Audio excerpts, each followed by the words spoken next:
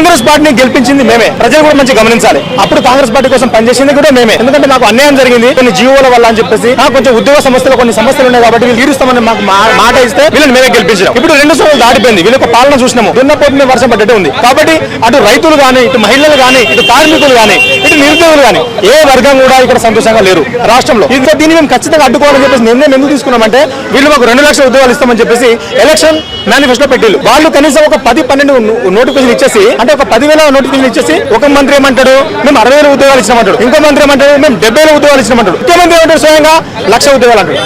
అంటే మేమంతా పిచ్చోళ్ళమా? అంటే మేము చదువుకోలేదా? మాకు తెలియదా? నువ్వు ఎక్కడ భర్తీ చేసినావు? గత ప్రభుత్వం ఇచ్చినట్టు నోటిఫికేషన్లు నేను భర్తీ చేసిన అంటే మేము వినటం పిచ్చోళ్ళమా? కాబట్టి వీళ్ళకు పరిపాలన చేత కాదు.